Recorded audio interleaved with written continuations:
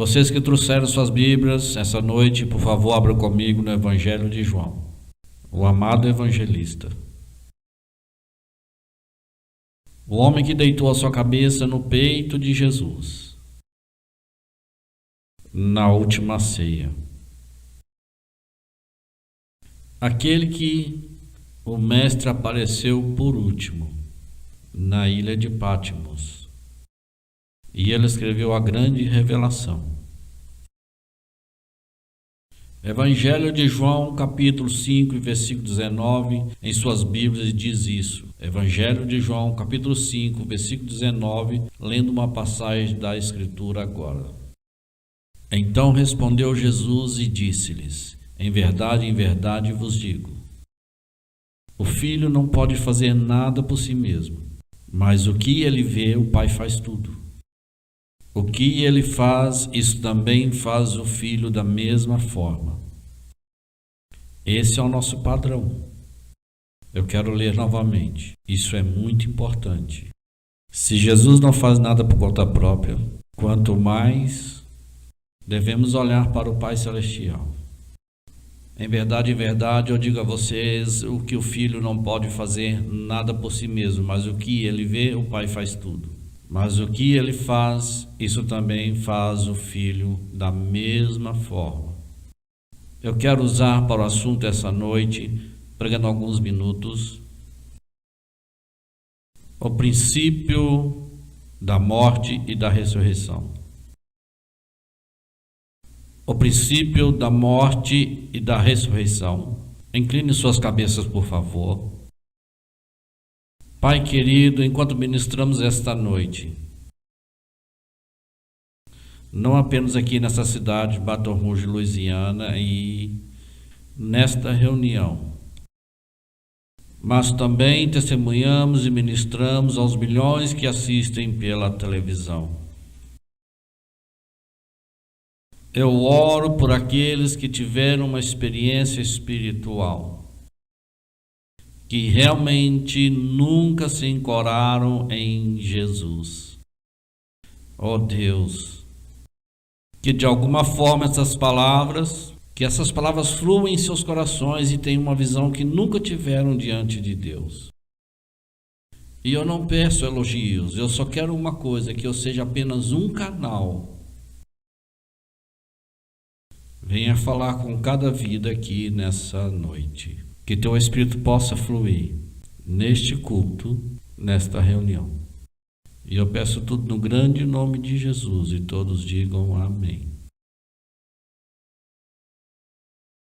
A mensagem que tentarei trazer a vocês essa noite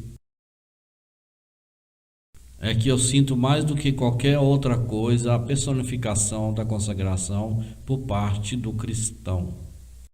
É realmente onde tudo está no que me diz a respeito. É a diferença no mundo, aquela mentira. Diferente cristão ou cristão diferente. E os cristãos cujos olhos estão fixados em Jesus, vivendo totalmente para o reino de Deus, com um propósito que é agradar o Mestre.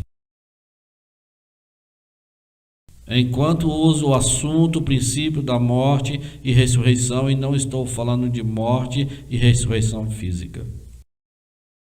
Estou falando daquele momento em que seus olhos se fecharão na hora da morte, e o pregador pregará o último sermão. Não estou fazendo isso. Não estou falando daquela grande primeira ressurreição. Da vida quando a trombeta de Deus soar, não tem nada a ver realmente com aquilo que falo esta noite.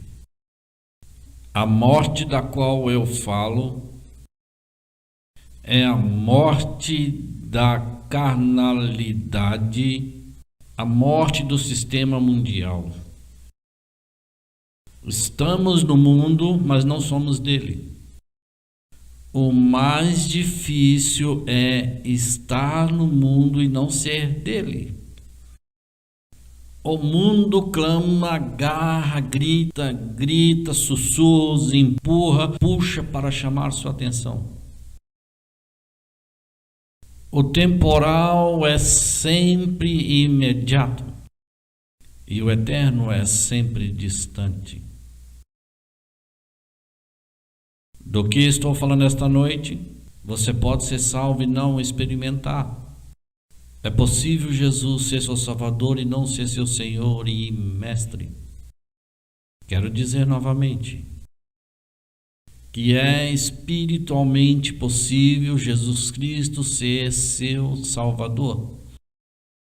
E para Ele não ser seu Senhor e seu Mestre, é uma estrada solitária. Não peço desculpa por isso.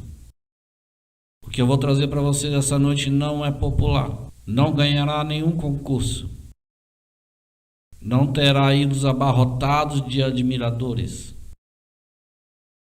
Não haverá transmissão de Barnum, porque a estrada muitas das vezes é uma estrada solitária. Não quero pintá-la de preto, mas quero ser honesto. É uma estrada que o mundo não entende, é um mundo que seus parentes não entenderão, é um mundo em que a maior parte da igreja não entende o princípio da morte e ressurreição. Mas se você caminhar, haverá um cumprimento que nada neste mundo poderia remotamente começar. Quero dizer, um cumprimento de tais proporções, um desenvolvimento de tais proporções que as palavras não podem descrevê-lo, a língua humana não pode dizer, o cérebro não pode compreender, o homem não pode entender. Vocês se lembram quando Jesus, com todo o seu poder milagroso, nunca houve ninguém como ele e nunca haverá? Eu acredito que, pelo meu estudo da palavra de Deus, que ele era uma pessoa notável.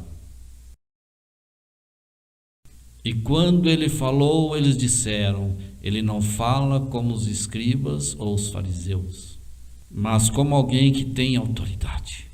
Não é de admirar que ele estivesse lá. Glória a Deus. Milagres que o próprio João escreveu. Ele disse que se tudo o que ele fez tivesse sido escrito e colocado em livros, o próprio mundo não poderia contê-lo. Ele não quis dizer que o mundo não poderia conter os livros empilhados. Ele quis dizer que seria tão estupendo, tão gigantesco, tão magnânimo, tão glorioso, tão milagroso, que nossas mentes seriam reais a personificação de tudo. E ainda, apesar de todos os milagres, os cegos enxergaram imediatamente, os aleijados andaram imediatamente, os mortos ressuscitaram, andando sobre o mar, multiplicando o pão e o peixe para poder alimentar milhares, milagres após milagres após milagres. Ele disse, um dia menos que você beba meu sangue e come a minha carne, você não pode ser meu discípulo. E isso os assusta. Milhares da multidão e multidões estão tão assustados. É tão assustador para eles enquanto você tem pessoas doentes saindo, sabendo que esta é a resposta deles. E ele pode curá-los quando você tem a multidão que comeu dos pães e dos peixes e eles sabem o que ele pode fazer. Não houve discussão sobre isso. Mesmo os fariseus, os escribas, os saduceus, ninguém repudiou os seus milagres. Ninguém disse trapaças. Eles o acusaram de fazer milagres pelo poder de Beelzebu, mas não negaram os milagres. Mas eles se afastaram. Eles derreteram como neblina sobre os raios quentes do sol da manhã, porque suas palavras eram difíceis para eles. E por um momento pareceu que seus discípulos iriam embora, porque ele se virou para ele e disse, vocês também irão embora? Do que ele estava falando? Ele não estava realmente falando sobre beber sangue ou carne real. Ele disse que a carne para nada aproveita. Minhas palavras são a vida. É sobre isso que falava. Ele estava dizendo todas as coisas que vocês podem ter, mas até que vocês participem de mim, significando a si mesmo, vocês nunca saberão realmente do que se trata.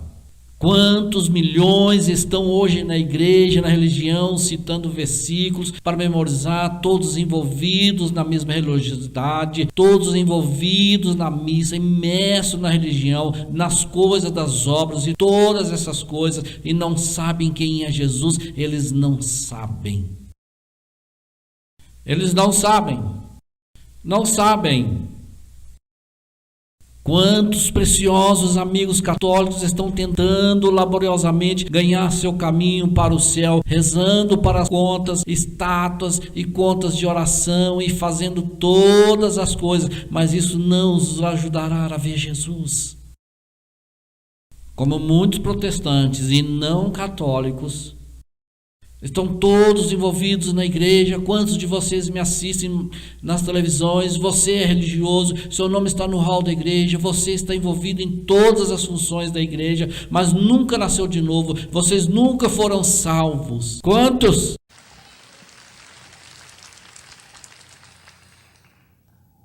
A vida inteira de Jesus foi um propósito que deu o exemplo. Absolutamente para fazer a vontade de Deus. Vocês conhecem no deserto quando Satanás disse: transforme essas pedras em pão? Jesus poderia ter feito. Isso não teria sido o problema. Sempre acreditei, depois da sua ressurreição, à luz do dia, quando ele chamou os discípulos para fora do mar da Galileia, eles não tinham peixes e olharam e viram que era o mestre na praia, estava assando peixes e disseram: é o Senhor, e foram até ele. Onde acha que ele conseguiu aqueles peixes? Ele não comprou no mercado de peixe de Abraão.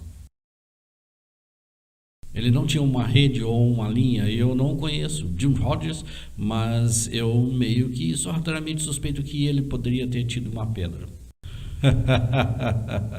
Virei o pão. E vocês aí viraram os peixes. Não sei, a Bíblia não diz isso, é a interpretação do Swaggart. Se você tiver uma interpretação melhor, me diga.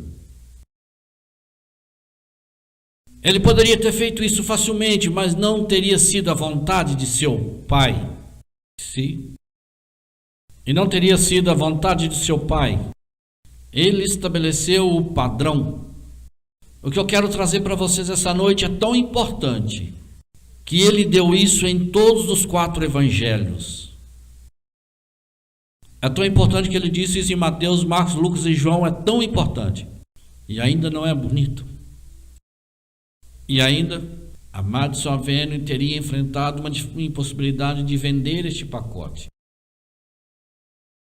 Tem que haver uma fome sincera pelo que estamos falando. Vou ler o primeiro, é em Mateus, como mencionei. Está no capítulo 10.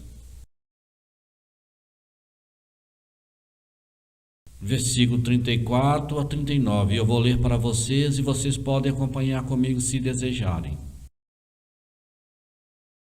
Jesus disse: não pense, em Mateus 10, começando com o versículo 34, que vim trazer paz a esta terra. Não vim trazer paz, mas uma espada. E ele não estava se contradizendo quando a Bíblia o chama de príncipe da paz. Ele queria dizer que seu evangelho iria se dividir. Ele queria dizer que sempre que as pessoas o aceitassem, isso despertaria Satanás no coração dos outros e eles se oporiam. Ele estava dizendo que alguns de vocês que vieram aqui nessa reunião essa noite e alguns dos seus parentes pensam que vocês são loucos. Eles acham que vocês estão loucos. Indo centenas de milhas até aqui pregando, e isso é tão caro quanto a gasolina, é tão ruim quanto a inflação. Vocês são loucos? Se vocês apenas falar com eles meio segundo, eles vão te dizer: vocês são loucos. Eles não vão fazer rodeios. Era disso que Jesus estava falando. Ele disse: não pense que vim trazer paz, mas não vim decretar paz, mas uma espada, pois eu vim colocar um homem várzea contra seu pai. É disso que ele estava falando. E a filha contra sua mãe, e a nora contra sua sogra, e os inimigos de um homem serão aqueles de sua própria casa. Aquele que ama pai ama mãe. E ele disse: agora esse é o problema que vocês vão enfrentar. Seu marido, sua esposa, seu filho e filha, sua mãe e pai, irmão e sua irmã. Eles vão querer que vocês vão contra Cristo. Eles vão aplicar toda a pressão para impedi-los de servir a Jesus. E essa é a maior pressão que pode ser exercida quando sua própria carne e sangue puxam contra vocês. Ele disse: quem ama pai e mãe mais do que a mim não é digno de mim. Aquele que ama o filho ou a filha mais do que a mim não é digno de mim. Aquele que não toma sua cruz e não me segue não é digno de mim. Observe o valor, e está aí, não é digno de mim. Aquele que acha a sua vida a perderá, e aquele que perder a sua vida por minha causa achará. Isso é estranho. É totalmente o inverso ao que o mundo pensa. Aquele que encontra a sua vida perderá, aquele que perde a sua vida por minha causa.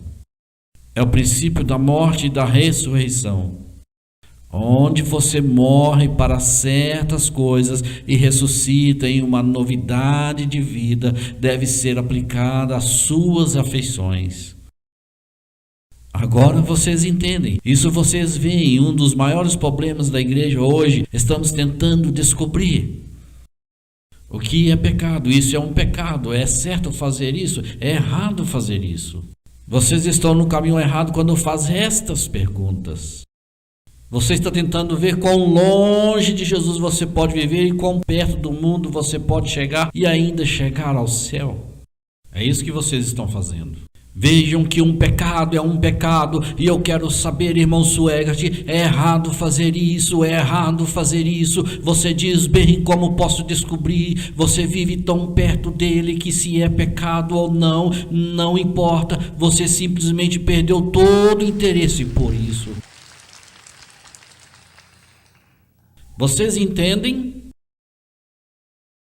Agora eu vou pregar algo que vai incomodar alguns de vocês aqui. Alguns de vocês desligam a TV, mas estão se perguntando: o que vou dizer a seguir?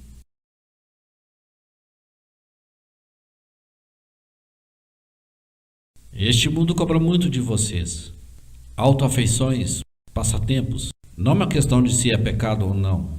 Mas você deve chegar tão perto de Deus e então você conhecerá a realização, você conhecerá uma alegria, uma paz, uma realização, um desenvolvimento, uma glória que o mundo nem começa a compreender. Mas quando você chegar lá, você não vai se importar com quem ganha a flâmula. Não importa para você quem ganha o campeonato de futebol. É um pecado. Não, você está perdendo o ato todo junto, você está perdendo o livro, você não está entendendo do que eu estou falando, você perdeu todo o interesse nele porque você se apaixonou tanto por este livro, você se apaixonou tanto por Jesus, você se apaixonou tão elevado por sua presença que o mundo não tem mais atração por você. Quero te dizer que é meio difícil chegar a este lugar, mas até você chegar lá, nunca se verá a verdadeira alegria nisso. Meio a meio, o cristão é o ser humano mais miserável da face da terra. Isso é uma razão, a igreja está procurando um psiquiatra e a outra metade acabou de voltar de um. E vocês sabem que eles são miseráveis, quero dizer miseráveis, apenas miseráveis, é porque eles ainda estão segurando o mundo com uma mão e Deus com a outra. Eu não estou pregando que você tem que fazer isso ou aquilo, não estou falando sobre isso quando você começa a pregar que está com problemas. Quando você começa a tentar viver desse jeito, você está com problemas, só quer chegar tão perto de Jesus e você perdeu toda a atração para o mundo e o mundo toda a atração por você. Você simplesmente não se importa mais, mas o mundo está apenas subindo e descendo, animado e velho, pulando para cima e para baixo sobre o que está acontecendo. E o que está acontecendo na maior parte da igreja é apenas o que tiro.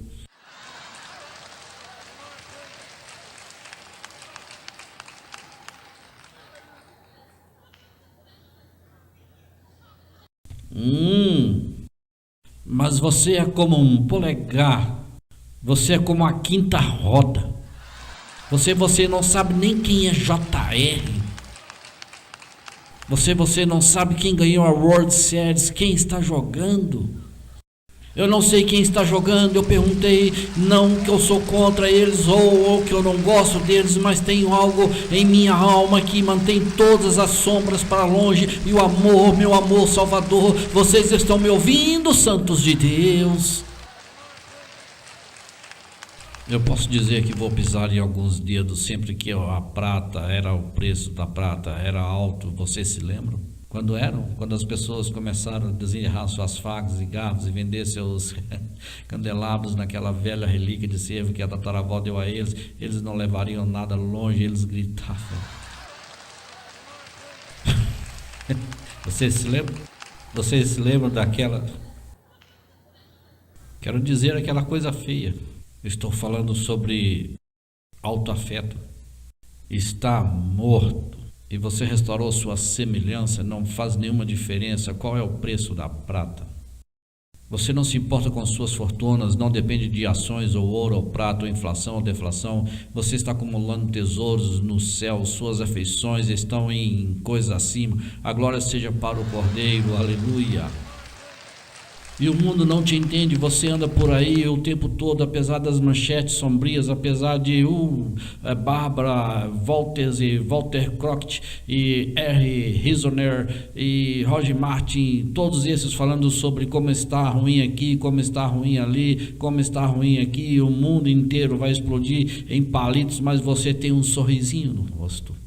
É só um sorrisinho brincando no canto dos seus lábios e as pessoas olham para você. Você é visto como um filho que parece que eles sabem de algo que ninguém mais sabe. Você sabe que eles têm a chave da fechadura. Você pode dizer a eles que outros podem estar tremendo, mas eles sabem onde fica o esconderijo, eles sabem onde é o penhasco na rocha. O que eu estou falando é sobre o Filho de Deus vivo, que as manchetes podem ser negras, o mundo pode tremer e tremer, mas você olha para cima, porque a sua redenção atrai a minha e Jesus é o comando, e você está sintonizado na dimensão da onda certa.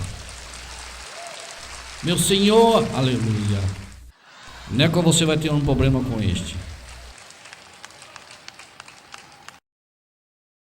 Alta feição, se foi.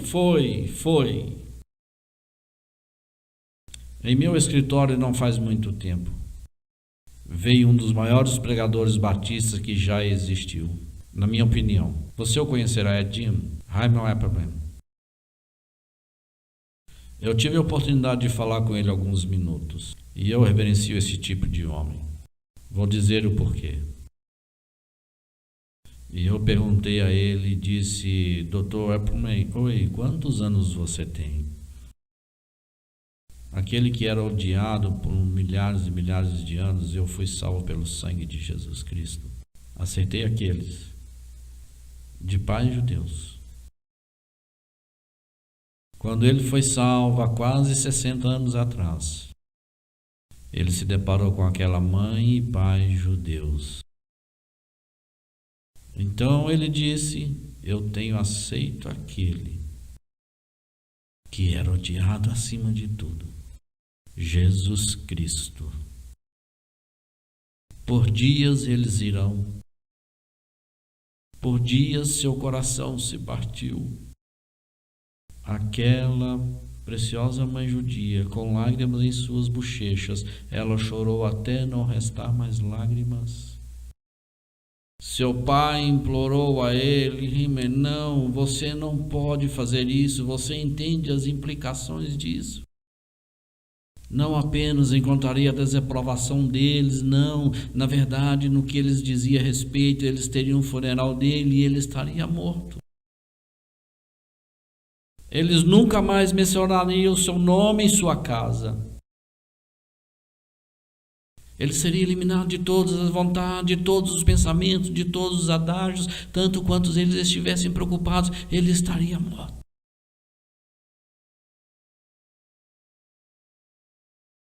Cinco dias de uma semana, passaram 2 semanas e ele estava saindo para ir para a escola bíblica estudar para o ministério.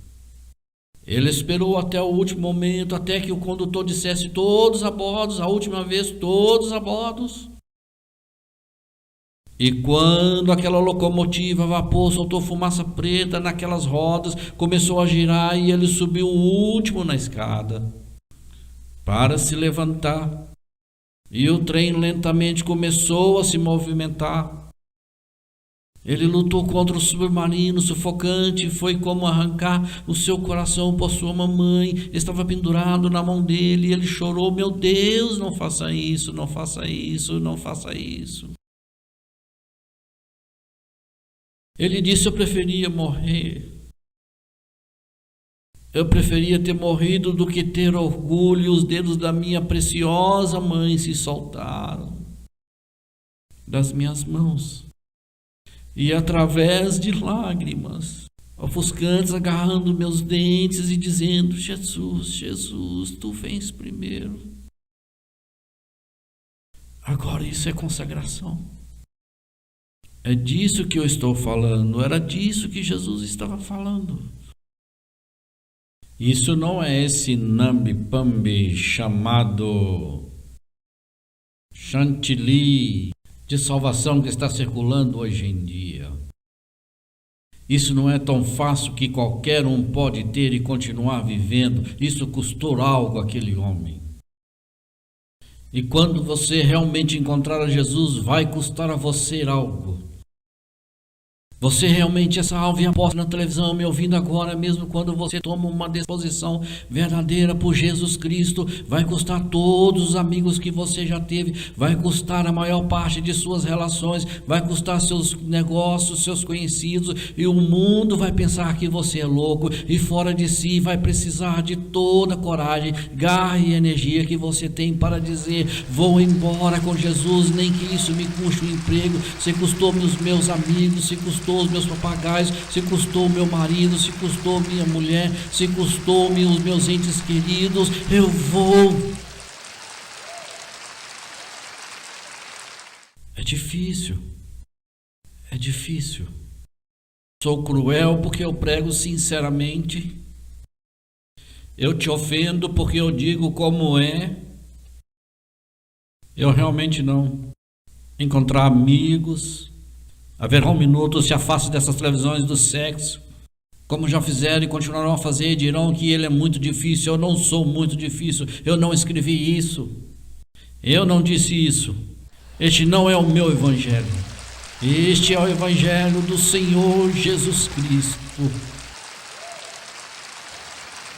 Isso é o que há de errado com a igreja. Hoje qualquer um pode se juntar a ela. Isso é o que há de errado com a religião. Hoje qualquer um pode entrar nela. O que estou falando não é tanto se você se ajunta à igreja ou aperta a mão de um pregador e é aceitar Jesus. É quando você o aceita. Você aceita a vida dele. E não pode ter as duas vidas. Não pode. Certo? Rouba negócio e tudo mais. Vou contar isso, a maioria da igreja vai pensar que sou louco e pregadores vão rir de mim. 20 anos atrás eu estava na pista de boliche com uma bola de boliche nas mãos. O Espírito de Deus falou comigo e disse: saia e nunca mais volte. Se você quer o meu melhor, se você quer o toque do céu na sua alma, agora não saia e tente escrever doutrina sobre isso. Eu não estou tentando fechar a pista de boliche. Eu não estou pregando contra isso. Eu estou falando sobre Jim Swaggart agora. Ele não disse para eu te dizer que você nunca poderia usar. Ele apenas disse: Jim Swaggart, deixa essas coisas de lado. Talvez ele tenha visto algo na minha vida que causaria problemas lá e eu não sei, mas ele disse: você deixa isso para lá, você vê passatempos, tem que vir em segundo lugar, tudo mais, ele vem em primeiro. Jesus não fez nada exceto o Pai disse: faça. Tudo bem. Marcos capítulo 8, começando com o versículo 34. Marcos capítulo 8. Começando com o versículo 34, vamos ler o versículo 34 e o versículo 35.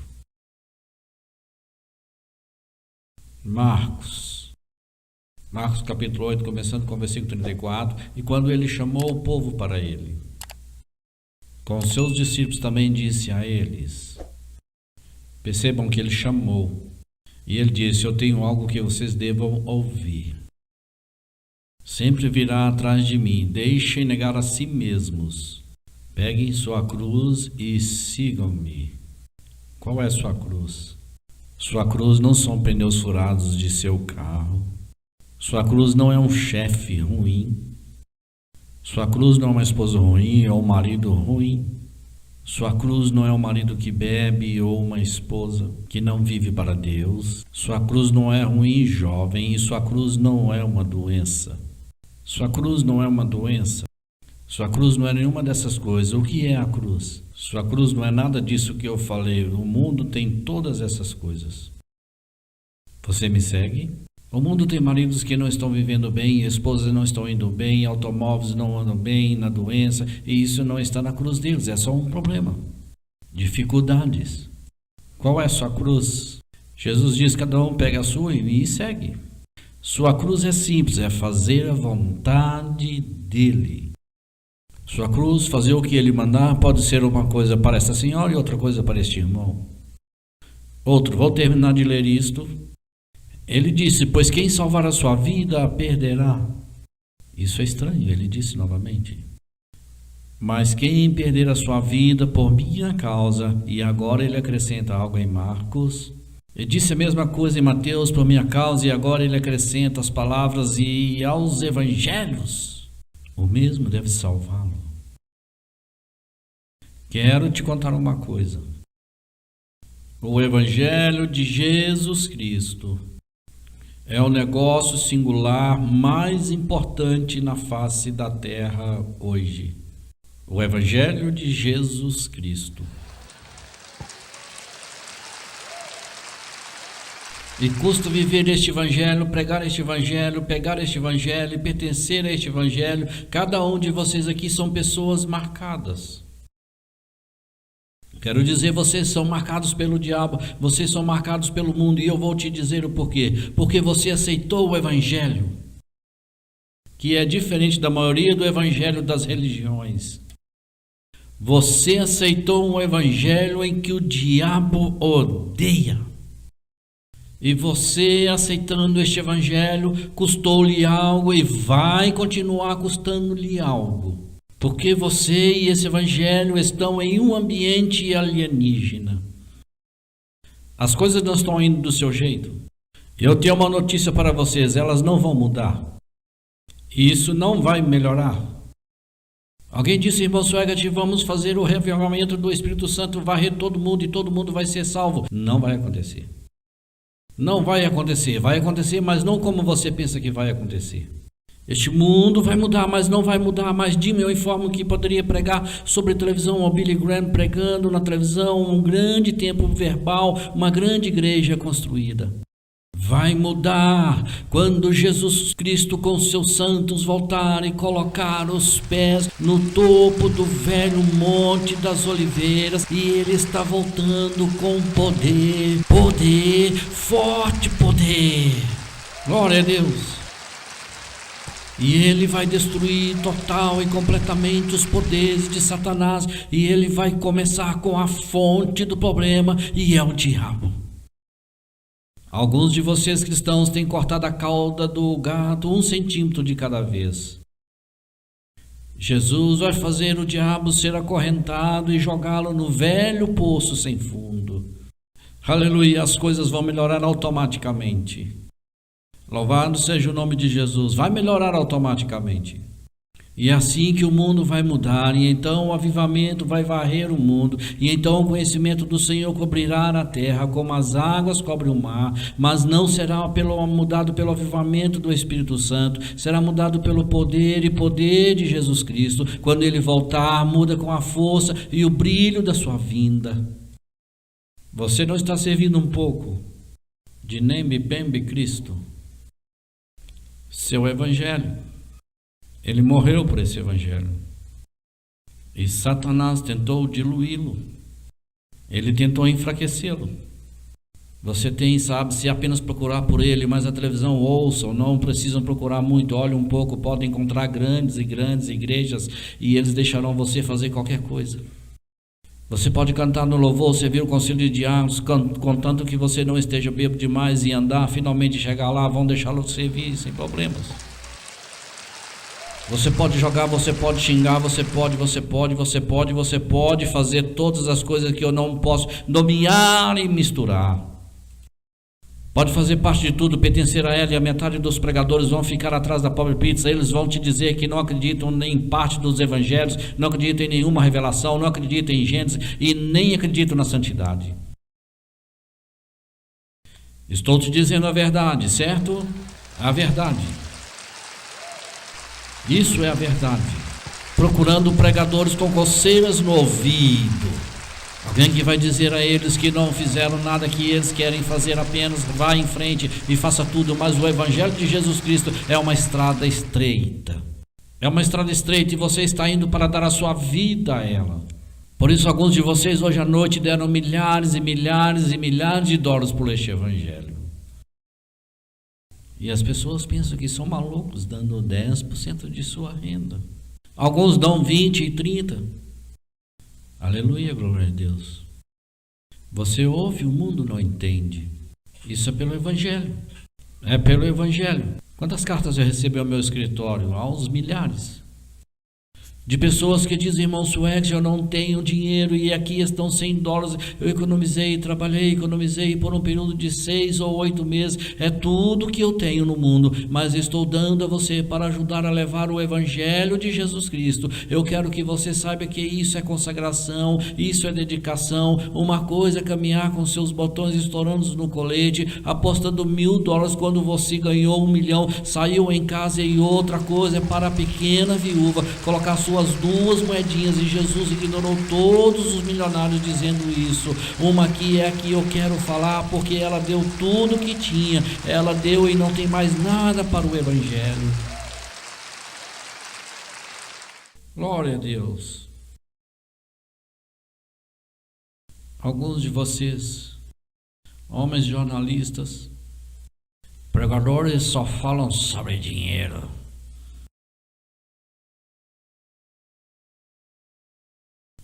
Vocês podem escrever sobre sua cerveja, bebida alcoólica, seu adultério, seus jogos, suas drogas. Deixem uma pobre alma dar $1 a Deus. Vocês acham que eles são estúpidos? Eu tenho uma notícia. Eu sei quem é estúpido, e isso não são eles, são vocês.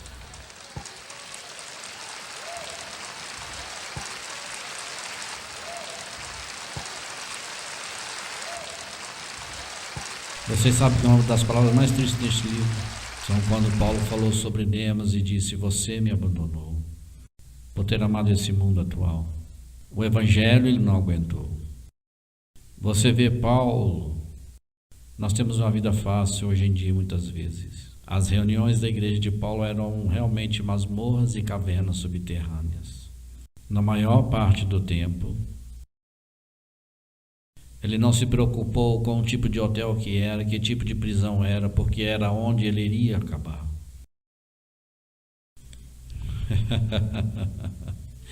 Seu ministério teria diminuído, mamãe, seu ministério teria diminuído essa multidão há muito tempo.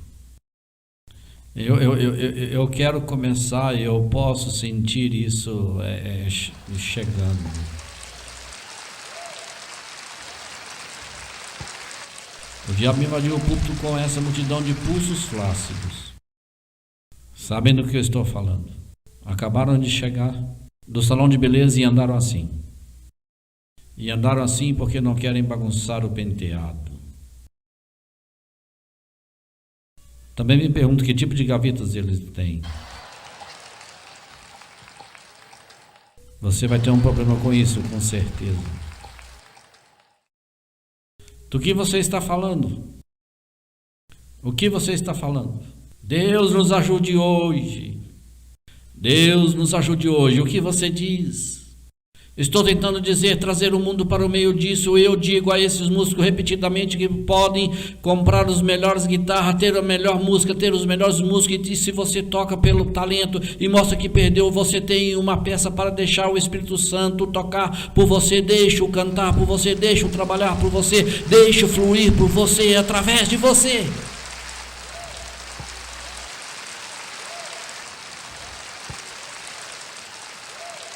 O Evangelho, Demas não aguentou. Ele teve uma oportunidade. Pensem como minha vida foi impressionada e abençoada por homens tantos anos mais velhos que tive privilégio e honra de trabalhar com eles. Me ajudaram quando eu era evangelista novato e dificuldades começando, como Demas estava com Paulo, o Moisés do Novo Testamento. As luzes brilhantes eram grandes demais para ele. Você vê, o mundo romano, como agora, era emocionante. Roma era onde estava. Eu quero que você saiba que eles não tinham suas discotecas, mas eles tinham sua contraparte. Eles tinham tudo que temos agora. Os mesmos velhos métodos do diabo, e foi demais para Demas. Paulo disse: você me abandonou por ter amado este mundo. Quero dizer outra coisa.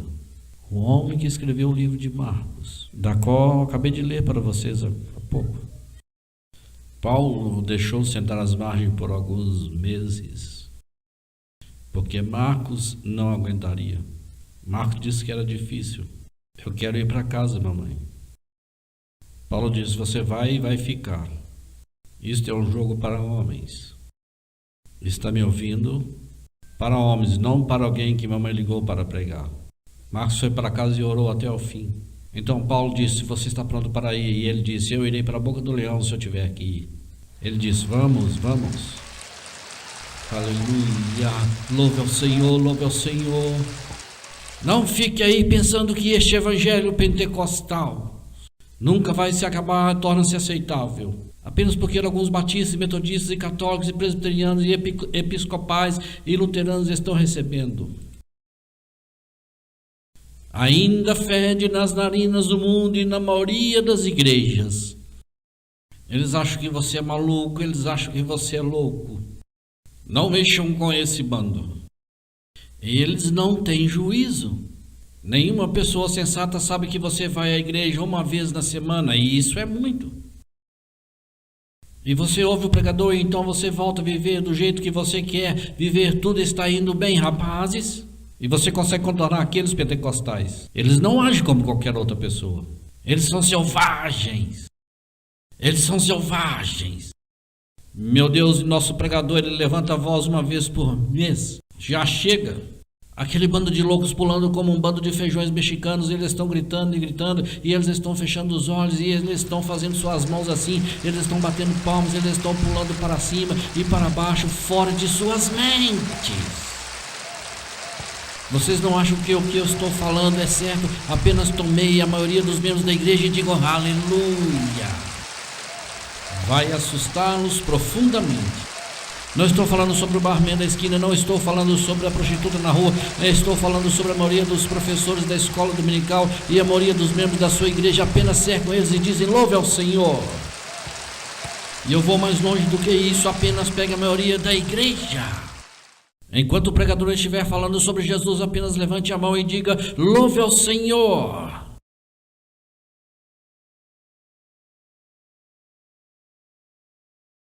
E eles vão te mostrar onde a porta é tão rápida. Sim, é melhor você ir para aquele outro grupo. Vejam que não é popular o evangelho que Jesus disse para os evangelhos. Você pode não saber, mas o que você tem é o evangelho. Que tem é por isso que o mundo odeia, o diabo odeia, a maioria dos membros da igreja odeiam, demônios odeiam, o inferno odeia. E eles sempre vão. Louve ao Senhor. Oh, glória a Deus. Eu tenho que me apressar aqui. Evangelho de São Lucas. Em suas Bíblias. Evangelho de Lucas, lendo no capítulo 17. Eu estive brincando com vocês agora, brincando um pouco. Vou começar a pregar para vocês agora. Lucas, capítulo 17. Iniciando no versículo 28. Lucas 17, 28. Da mesma forma também como foi nos dias de sorte. Comia, bebia, comprava, vendia, plantava, construía, e se nada der era errado. Notem aqui, Jesus não disse uma palavra sobre homossexualidade e sodomia. Ele deu como certo, você sabe suficientemente que isso é errado. Ele menciona coisas que realmente não estão erradas. Dentro de si não há nada de errado com o ID. O próprio Jesus, ele próprio comeu, bebeu. Ele não está falando de bebida alcoólica, ele está falando apenas de beber leite, refrigerante e tudo mais. Não compraram nada de errado comprando coisas. Eles não venderam nada de errado, eles plantaram. Certamente nada de errado com os fazendeiros plantando. Colheitas constroem. Nada de errado na construção.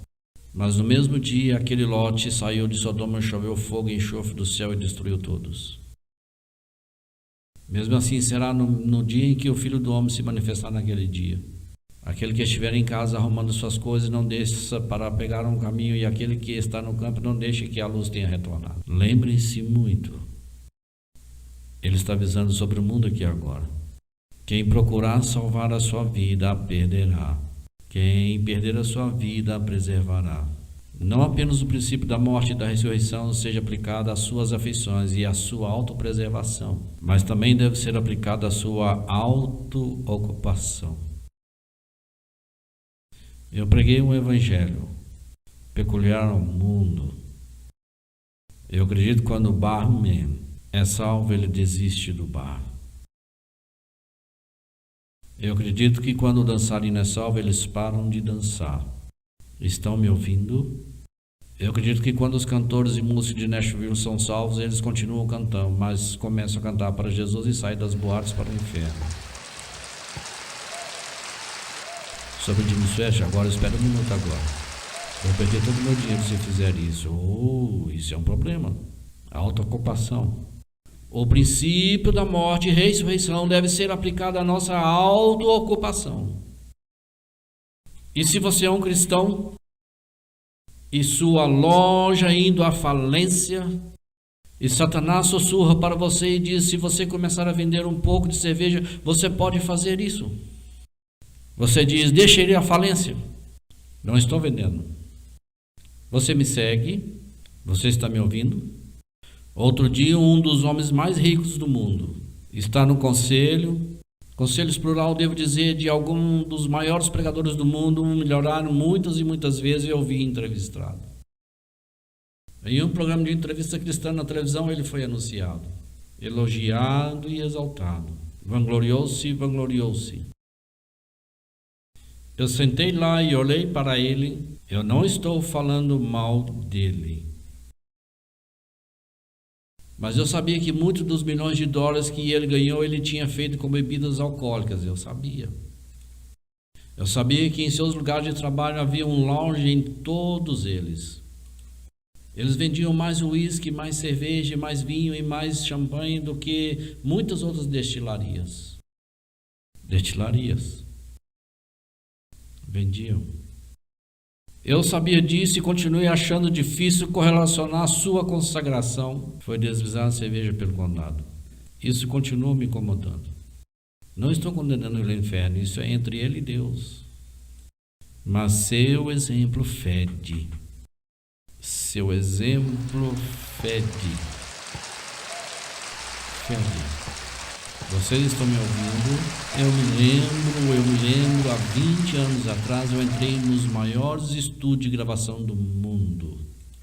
Eu me lembro dos produtores olhando para mim e dizendo: queremos você em nosso selo, mas você terá que cantar nossas músicas. E o aleluia e os louvores ao Senhor estão fora. Eu me lembro desse termo porque eles disseram sem rodeios: fora! Eu nunca vou esquecer. Naquela época eu pesava 63 quilos, mas ainda tinha 1,80 m de altura. Ainda posso ver o escritório luxuoso quando me afundei no tapete. Olhei para os discos de ouro pendurados na parede. Ele manuseou seus suspensórios, olhou para mim e disse: qual é a sua resposta? Eu disse: bem, Senhor. Tenho muito que aprender, mas posso dizer aleluia muito bem.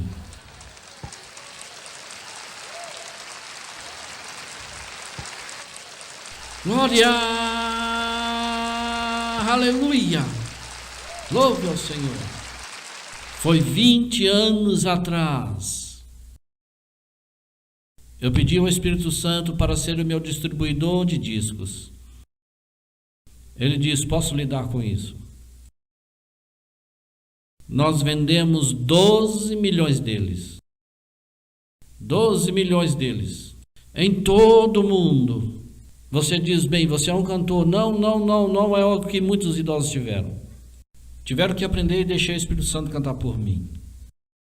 Deixei ele cantar através de mim. Glória a Deus. Aleluia. Eu estava em Nashville não muito tempo atrás e um produtor de disco me passou um contato e eu não sabia quem ele era. Eu o conhecia não pessoalmente. Passei do outro lado dele e ele parou e virou e disse, Swagger? Eu disse sim. Eu me virei e ele me disse, me diga uma coisa. Ele disse, em todo lugar que eu vou eu vejo os seus discos. Quem é o seu distribuidor? Eu estive esperando por isso há 20 anos. Por 20 anos eu estive esperando. 20 anos eu estive esperando. Eu estive esperando parado no meio do Columbia Mine e Columbia Studios. Eu olhei para ele e disse, Espírito Santo.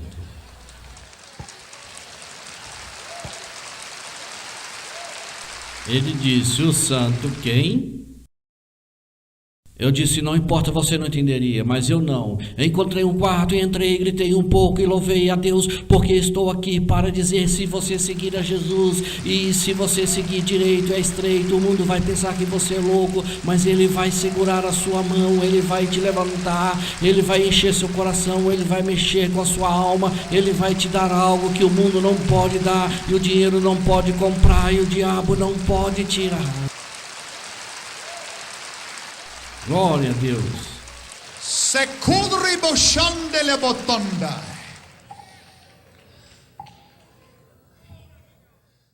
Autoocupação. Autoocupação. Um irmão numa grande cidade. Não faz muito tempo e eu poderia falar o nome da cidade, mas eu não quero, porque vão ver na TV. Eu não quero envergonhar ninguém, eu sempre envergonho. Bastante gente sem querer deliberadamente. Ele tem um grande restaurante. Foi salvo. Quer dizer, ele estava ganhando dinheiro. Foi salvo. Disse, entreguei meu coração com Jesus agora. E você não conhece restaurantes assim, homens, coquetéis, bebidas, e essa é a primeira coisa que vem à sua mente quando você entra em um restaurante. O que você teria para beber? Eles estão lá com seus lápis esperando por mim. Eu digo, vou ajudar e se arrumar, porque é onde o profeta deles está, onde está o dinheiro. Vou ajudar. Chá gelado.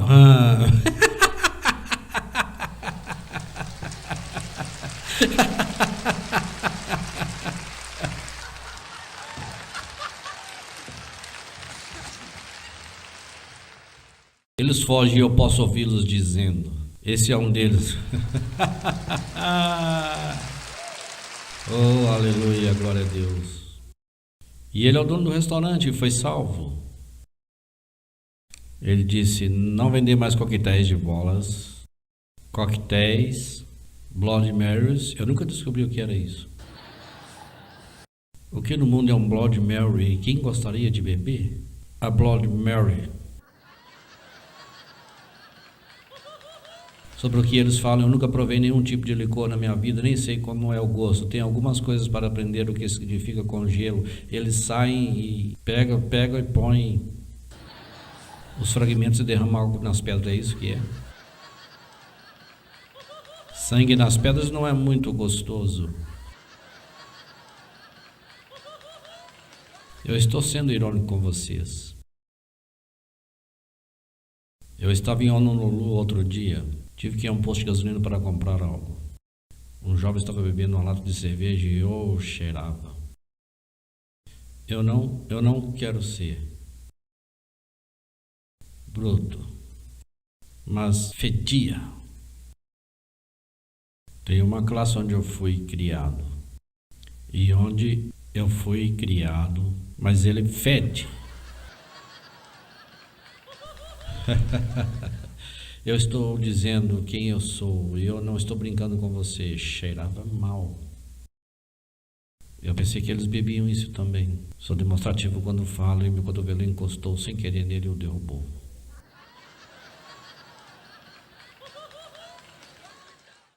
Uma barata rastejou para cima e cambaleou.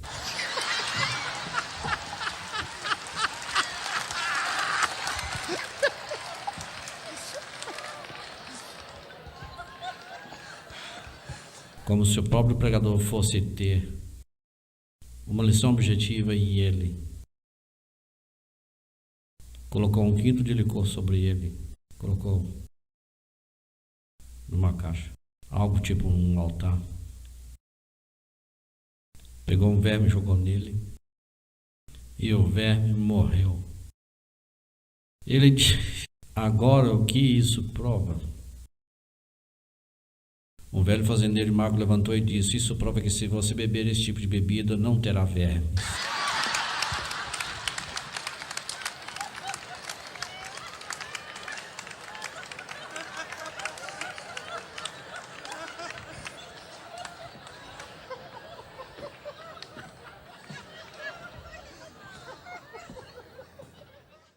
Como você poderia pregar depois disso? Tudo bem, vamos voltar para aquele restaurante. Ele disse: eu não estou mais vendendo, então ele parou de vendê-los. Agora o ensinamento moderno é: se você fizer isso, então Deus derramará todos os tipos de riqueza sobre você. Mas nada disso aconteceu, ele faliu. Perdeu o restaurante, perdeu o seu negócio. Isso soa uma espécie de falo que é meio decepcionante, você pensa bem. É aí que perdemos, de alguma forma dissemos. De alguma forma dissemos ao público: se você desistir do mundo, você só vai conseguir riqueza em abundância. Deus vai derramar na sua vida, e Ele pode. E às vezes Ele faz. Mas para ser franco e honesto com você, na maioria das vezes, isso não acontece dessa maneira. Você obtém algo muito maior, vale 1 milhão de vezes mais do que você perdeu. É verdade? Verdade. Mas ainda fez algo: viver para Deus.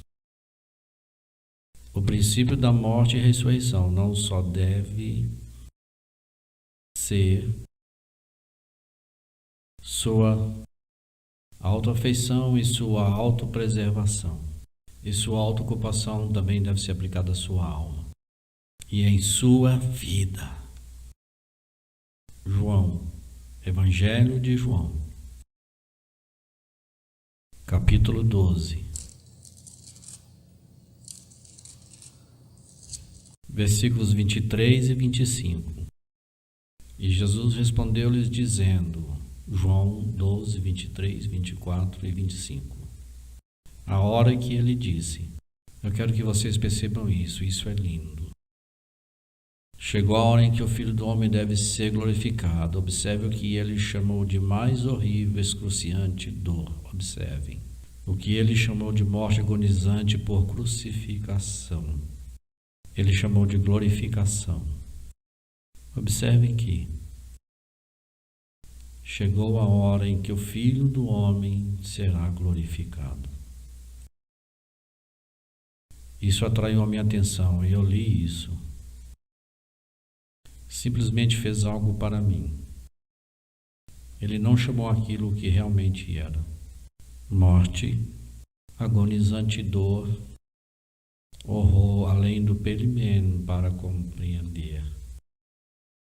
Diria Trot Wine Press ao longo da figura solitária carregando a cruz, faria o grande monte Sinai empalidecer até a insignificância. Ele chamou de glória. Glória. Darwin, está difícil agora, filho. Mas vai melhorar, parceiro. Isso vai melhorar, meu amigo.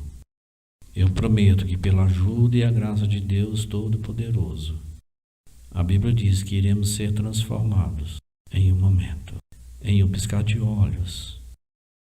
Louvado seja o nome de Jesus. Em verdade vos digo, exceto que um grão de trigo cai na terra e morre, ele permanece sozinho, mas se morrer, ele produz muitos frutos. Aquele que ama sua vida a perderá, aquele que execra sua vida neste mundo a manterá, até a vida eterna. Deixa eu te falar uma coisa. Você pode pegar um grão de trigo. Bem, deixe-me dizer algo antes do prefácio, que antes de dizer o que estava prestes a dizer, eu estava no Museu da Fama Mundial no Cairo, no Museu do Cairo, no Egito. Eu olhei para uma das múmias que eu não sei quantos milhares de anos de idade ela tinha. Eu tinha lido, mas uma senhora trouxe de volta para mim e ela disse: fim desse caixão. Eram alguns grãos de trigo que foram colocados lá quando ele morreu. E ela disse a hora, e isso deve ter sido há 3.000 anos. Ela disse que estava murcho e parecia que tinha sido esmagado depois de 3.000 anos. Era cerca de um punhado, mas ela disse que pegamos vários grãos e plantamos, e mesmo que fosse esmagados e batidos, aquele velho brotou e cresceu. O trigo mais bonito que você jamais gostaria de ver. Você é o grão de trigo. Você é o grão de trigo. Você olha a surra e dói. Você fica fora de forma às vezes e parece que você não sabe por quê e o que está acontecendo. Mas os verdadeiros coronéis lá dentro. E os fatos são que tem que morrer.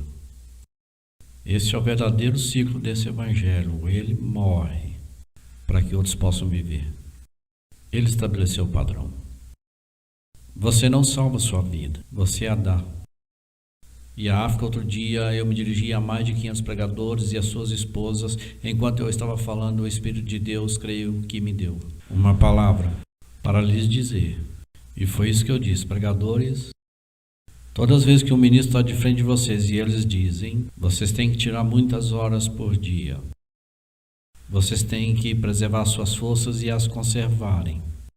Vocês têm que fazer estas coisas. E eu disse: não estou com vontade de dizer o que acho. Que vocês têm que se esgotarem. Vocês têm que dar tudo até que não haja nada. É o que este livro diz. O grão de trigo cai no chão e morre. E fica sozinho. Mas se não morrer, não poderá dar frutos. Eu fui criado. Provavelmente todos os pregadores sentados aqui poderiam dizer o mesmo, dos grandes homens de Deus que os influenciaram. Eu vim sob a tutela, influenciado por grandes pregadores. Um dos grandes pregadores do Evangelho, tantos anos mais velhos.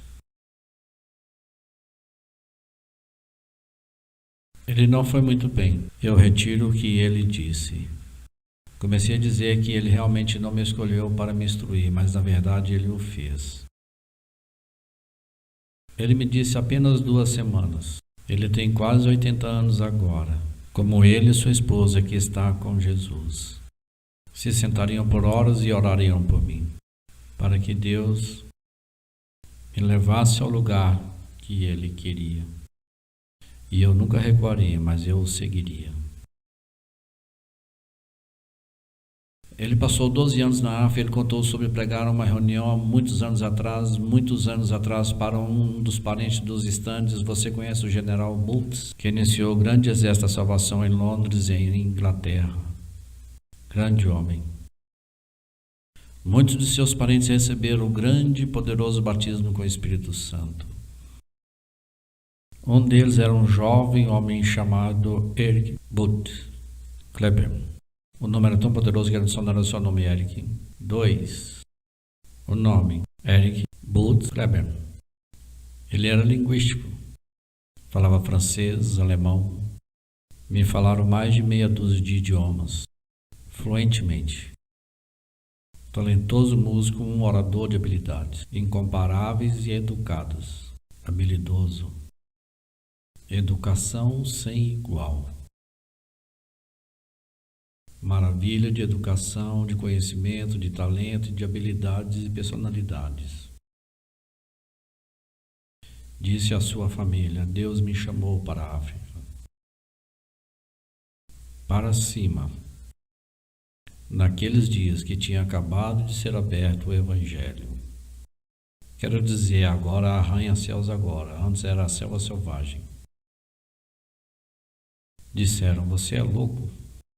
Deus pode chamar outra pessoa, mas não um talentoso, não uma personalidade, não um orador, um homem com agilidades. Você vai estar lá. Você vai para o cemitério quando você chegar lá. 75% dos missionários que vão lá morrem. Doença da água negra, disenteria e febres. Ele disse: Deus falou comigo e eu tenho que ir. E ele foi. Ele foi.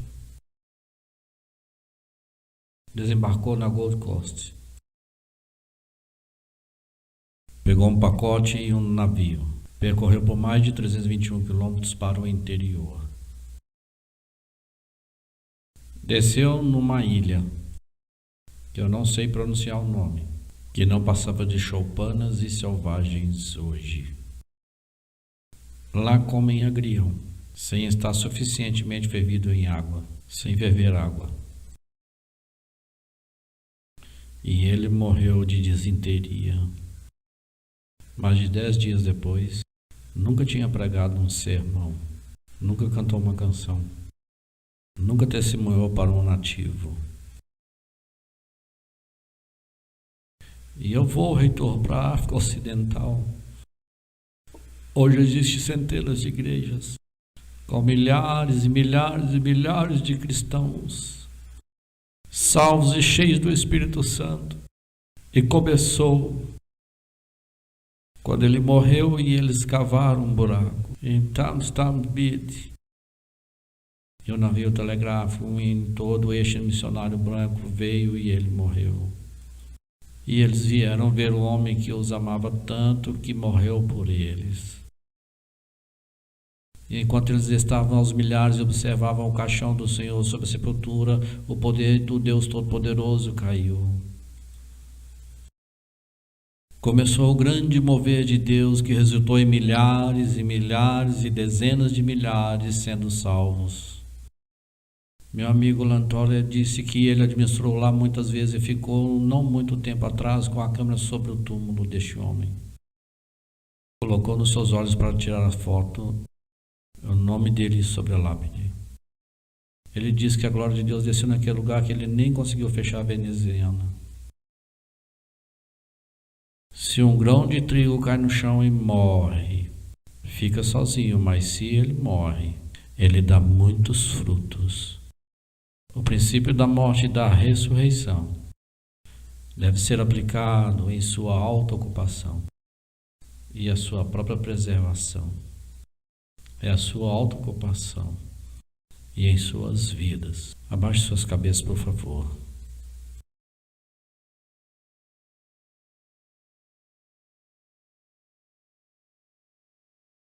Jesus, nós o amamos.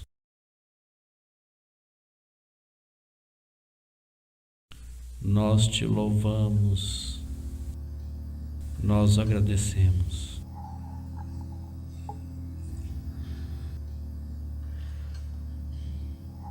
Quando pensamos em Simão Pedro e no apóstolo Paulo, os cérebros de Davi, de George Whitefield e Robert Murray McKenzie, quando pensamos no Ned Saints, quando pensamos em Eric Butts Climbers,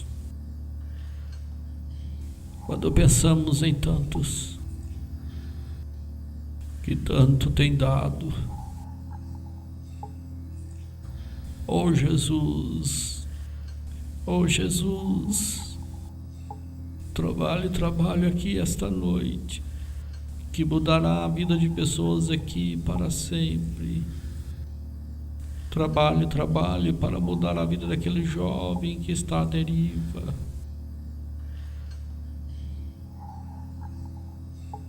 Quase perdido, esta noite vai mudar o destino deles. Trabalhe na vida daquele homem, daquela mulher, querido Deus. O cristianismo deles tem sido leve e superficial. Eu peço em nome de Jesus. Suas cabeças baixas, seus olhos fechados. E eu pergunto esta noite,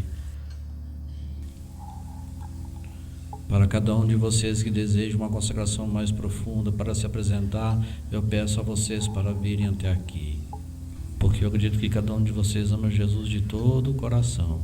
Abram seus corações, mas não peço isso. Mas eu peço por isso. Eu sinto que muitos cristãos de vocês sentados aqui esta noite, vocês estão reservando algo de volta. E Deus quer tudo. Eu não sei o que você está reservando de volta. Se você me disser isso, pode nem fazer sentido para mim. Eu não sei o que o Espírito Santo tem falado com vocês. Eu não sei. Não sei como é que alguns de vocês se rebelaram nesses últimos meses e disseram que eu não vou fazer isso. Mas vocês ficaram mais frios no Senhor e mais frio, mais frio. Mas no fundo você sabe. Esta noite, Ele escancarou uma porta e um caminho. É para os homens. Eu não estou falando de gênero. Estou falando de determinação. Muitos cairão no caminho. Eles não conseguirão. Mas se o Espírito Santo está falando com você sobre aquele lugar em seu coração que você guardou para si mesmo, e você não vai dar a Ele a chave que Ele pediu, e Ele tem que fazer com você como Ele deseja fazer.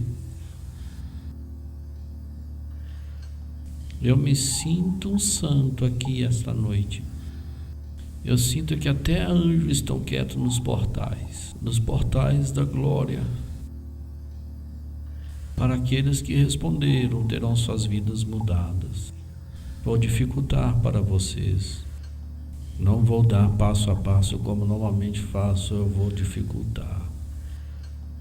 E a vista completa com todos olhando. Com todos olhando e supondo.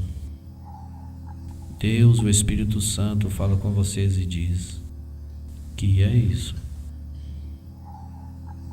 Charles está jogando, eu entrego tudo. O que ele quer. Foi o que disse Pedro. Tiago e João, saiam do ramo da pesca, deixem tudo e sigam-me. Oh Deus, oh Deus, Ele está falando ao seu coração, e Ele está lidando com você, e cheio de você, de tudo o que eu quero que você fique de pé e ande até aqui e fique de pé. Vai precisar de coragem, se você me perdoar a expressão. Eu quero que venha.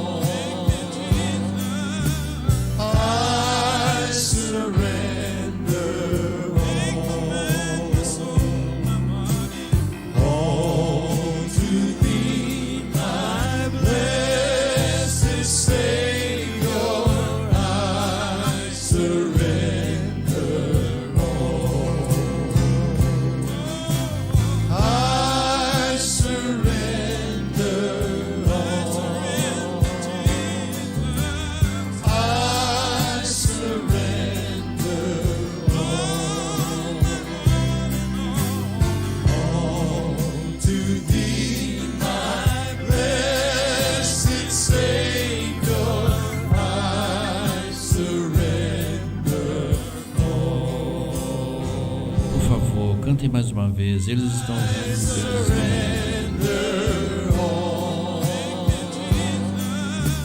I surrender.